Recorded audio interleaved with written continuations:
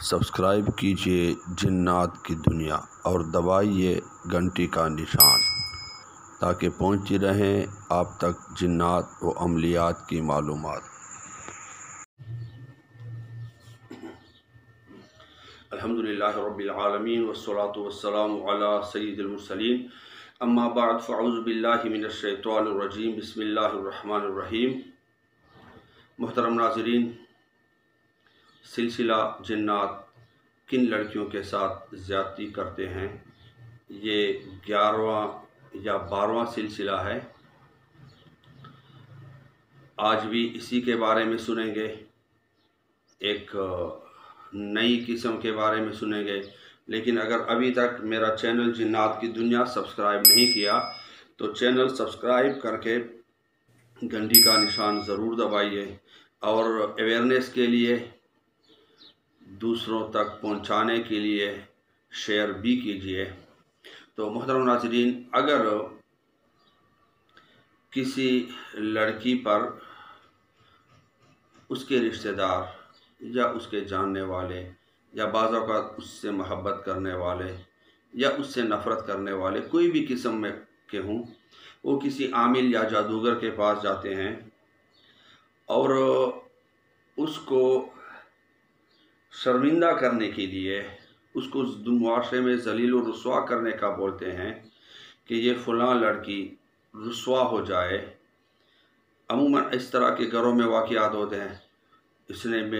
اپنی بیٹی کا رشتہ میرے بیٹے کو نہیں دیا، کچھ ایسا کرو وہ گھر سے بھاگ جائے، کچھ ایسا کرو وہ اس کو گھر میں سکون ہی نہ آئے، کچھ ایسا کرو وہ کسی کے ساتھ ذلیل و رسوا ہو جائے، کسی کی محبت کا شکار ہو جائے۔ اور بعض اوقات ایسے کیس بھی اللہ کی پناہ میرے سامنے آئے ہیں، ایسے جادو جو ہندوؤں کے کیے ہوئے تھے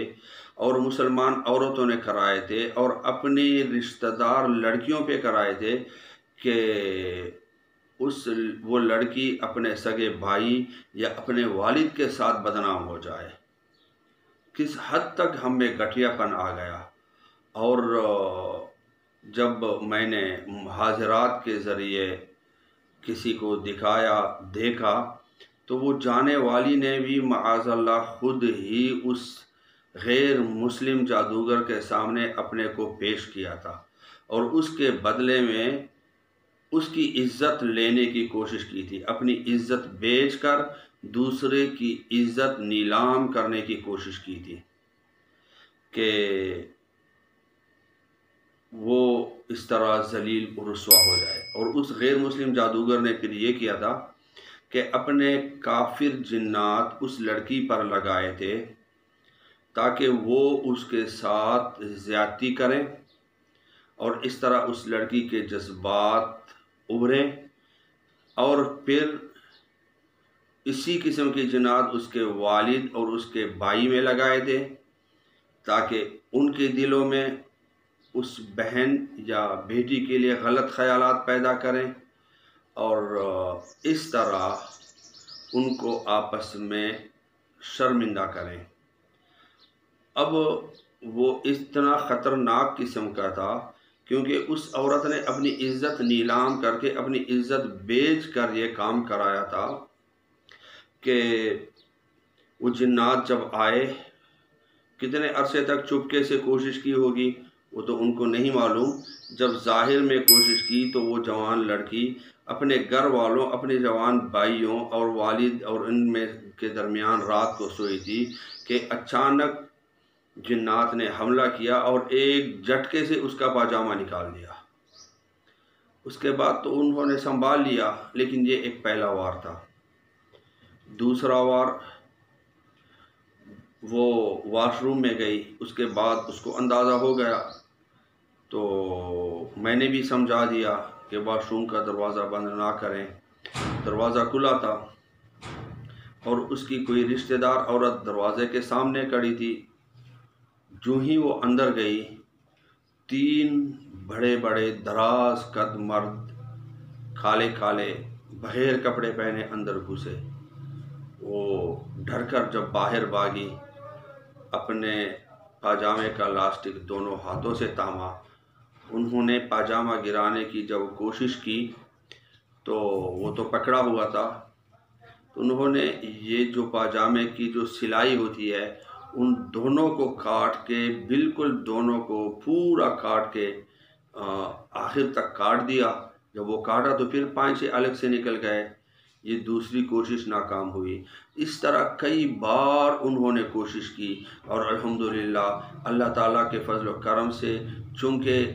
اب ان کا مجھ سے رابطہ ہو چکا تھا، ایک بار بھی وہ اس کی عزت تک پہنچنے میں کامیاب نہ ہوئے، اور ایک ایک کر کے میں نے جلائے، اور وہ اس کی رشتہ دار عورت ہر مہینے عزت کو نیلام کر کے اس پہ ایسے ہی کام کراتی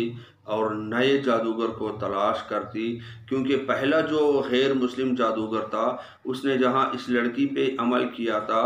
ساتھ میں جانے والی عورت پر ایسا عمل کیا تھا کہ مہینے بعد اس کو سکون نہ آئے، اور کسی طرح کسی عامل یا جادوگر کو ڈھونڈے، عزت نیلام کرے، اور اس طرح وہ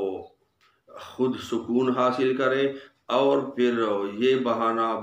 لے کر سکون حاصل کرے کہ فلاں لڑکی کے ساتھ ایسا کراؤ۔ تو محترم ناظرین، جادوگروں کے پاس، غیر مسلم عاملوں کے پاس، جن کو جو شریعت کے پابند نہ ہوں ان کے پاس نہ خود جائیں، نہ اپنی بچیوں کو بھیجیں، نہ اپنی بیویوں کو بھیجیں، نہ بہنوں کو بھیجیں، نہ بوڑھی ماؤں کو بھیجیں۔ اس میں سراسر ہر طرح سے جان، مال، ایمان، عزت، ہر طرح کے خطرے ہیں، اور یہ ہمارے ایمانوں پہ ڈاکہ ڈالتے ہیں، ہماری عزتوں پہ ڈاکہ ڈالتے ہیں۔ اللہ تبارک و تعالی ہمارے جان، مال، ایمان، عزت، آبرو کی حفاظت فرمائے۔ آمین بجاہ النبی الامین۔